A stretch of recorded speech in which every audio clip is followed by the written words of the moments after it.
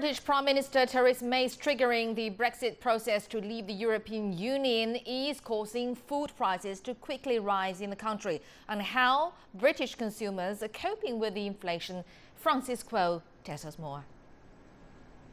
The Guardian reports that a sharp fall in the pound since the Brexit referendum last June has boosted food prices, with butter up 15%, fish up 8%, and tea up more than 6%.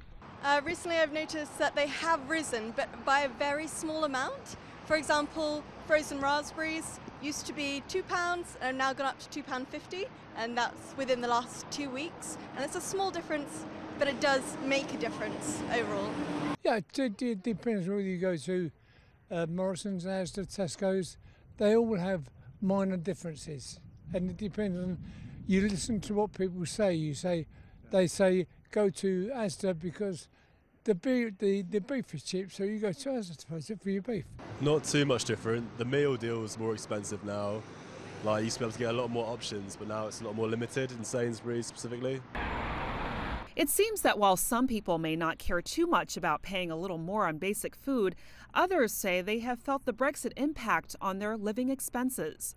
I mean, I'm sure it does have an impact. It's had an impact on everything, so it's terrible. Especially people my age group, everyone was, and even in London, everyone was completely against Brexit. So yeah, not good, and it definitely had an impact. Yeah. I'm a pensioner, so I'm restricted up to a point what I spend and what I don't spend. So you tend to watch for what is going on. Some Brits also think the UK should produce more local food rather than import large proportions from other countries.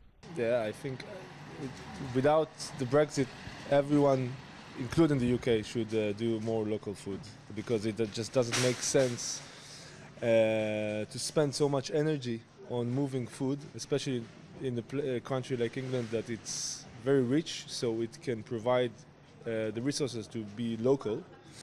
Research led by Professor Tim Benton of the University of Leeds indicates that only 52% of the food that's eaten in the UK comes from British farmers.